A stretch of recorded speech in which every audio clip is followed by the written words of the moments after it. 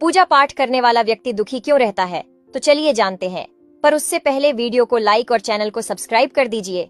इसका सीधा सा उत्तर ये है कि ज्यादा पूजा पाठ करने वाला व्यक्ति भक्ति के स्वरूप को नहीं समझने के कारण पूजा पाठ तो करता है, लेकिन वह अनजाने में स्काम पूजा ही करता है, जिसका फल उसे सुख दुख के रूप में ही मिलता है, और वह उन कर्मों को नहीं करता जिनसे दुखों को दूर किया जा सके।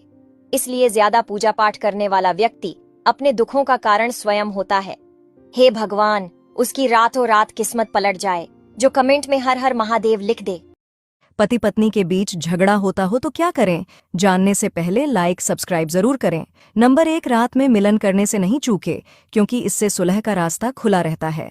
नंबर 2, भूलकर भी बातचीत बंद न करें, वरना सुलह के सारे रास्ते बंद हो जाते हैं। नंबर 3, क्रोध में घर छोड़ने की धमकी कभी न दें। नंबर 4, घर वालों को झगड़े के बारे में कभी न बताएं। नंबर 5, चाहे जितना बड़ा झगड़ा हो, खाना हमेशा एक साथ। घर में पैसा ही पैसा होगा, बस ये 7 आदतें सुधार लो। नंबर 1, हमेशा ध्यान रहे, सोने से पहले कभी पैसों को नहीं गिनना चाहिए। नंबर 2, अपने पर्स में पैसों से अधिक खर्चे की पर्ची और बिल के पेपर न रखे।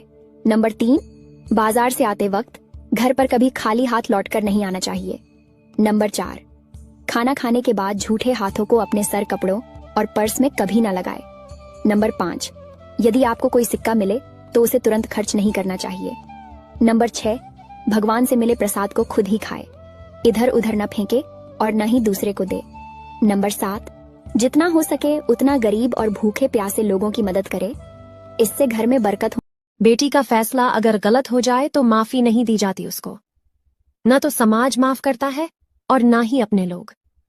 और अगर बेटी की जिंदगी में माँ बाप का फैसला गलत हो जाए तो कहा जाता है कि बेटी का नसीब ही खराब है। कड़वा है लेकिन सत्य है। एक प्यासा आदमी एक कुएं के पास गया, जहां एक जवान औरत पानी भर रही थी। उस आदमी ने उस औरत से थोड़ा पानी पिलाने के लिए कहा। खुशी से उस औरत ने उसे पानी पिलाया। पानी पीने के बाद उस आदमी ने औरत से पूछा कि आप मुझे औरतों के क्रिया चरित्र के बारे में कुछ बता सकती है? इतना कहने पर वह औरत जोर जोर से चिल्लाने लगी, बचाओ बचाओ। उसकी आवाज सुनकर गांव के लोग कुएं की तरफ दौड़ने लगे। तो उस आदमी ने कहा कि आप ऐसा क्यों कर रही हैं? तो उस औरत ने कहा, ताकि गांव वाले आएं और आपको खूब पीटें, और इतना पीटे कि आपके होश ठिकाने लग जाए। यह बात सुनकर उस आदमी ने कहा, मुझे माफ करें, मैं तो आपको एक भली और इज्जतदार औरत समझ रहा था। तभी उस औरत ने कुएं के पास रखा मटके का सारा पानी अपने शरीर पर डाल लिया, अपने शरीर को पूरी तरह भिगा डाला। इतने देर में गांव वाले भी कुएं के पास पहुंच गए। गांव वालों ने उस औरत से पूछा कि क्या बात कड़वी है मगर सच है। जिस घर में ससुर जी की चलती है वहाँ कभी सास बहू के झगड़े नहीं होते, लेकिन जिस घर में ससुर जी खामोश बैठे रहते हैं, बहू के सही होने पर भी उसका साथ नहीं देते हैं, वहाँ घर बर्बाद। इंसान का अपना क्या है? कुछ नहीं है। हम हमेशा अपनी जिंदगी में ये अपना है, ये पराया है, ये मेरा है, ये तेरा है, पूरी उम्र निकाल देते हैं। लेकिन असलियत ये है कि इंसान का अपना कुछ नहीं है। जैसे इंसान को जन्म दिया दूसरे ने, नाम रखा तो दूसरे ने, शिक्षा दी तो दूसरे ने, रोजगार दिया तो दूसरे ने, यहाँ तक कि पहला और आखिरी सामान भी दूसरे ही देते हैं। मरने के बाद पूरी प्रॉपर्टी बट जाती है, वो भी दूसरों के अंदर। इंसान अपने साथ कुछ नहीं लेकर जाता। फिर इंसान इतना घमंड क्यों करता है ना? अगर आप भी रात को अंडरवियर पहनकर सोते हैं तो इस वीडियो को जरूर देखिएगा।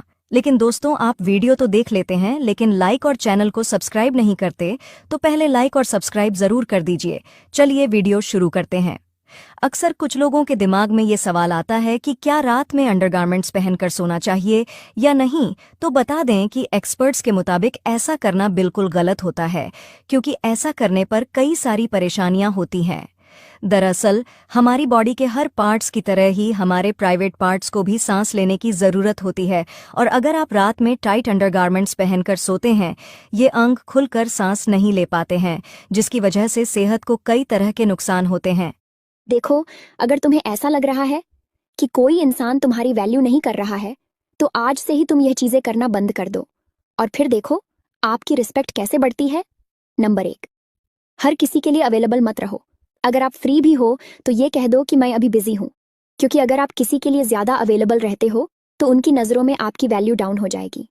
नंबर 2, बात करते समय बहुत ज्यादा मुस्कुराना नहीं है और धीरे धीरे बोले। नंबर 3, रोड पर चलते वक्त इधर उधर देखना बंद कर दो। इससे लोगों को कॉन्फिडेंट फील होता है, इसलिए नजरों को हमेशा सामने रखो और कॉन्फिडेंट के साथ में चलो। नंबर 4, आप किसी से भी मिले तो आंखों से आंखें मिलाकर बात करें। और हाँ, मुझे सब्सक्राइब भी कर लो, हमेशा कुछ ना कुछ नया सीखने को मिलता रहेगा।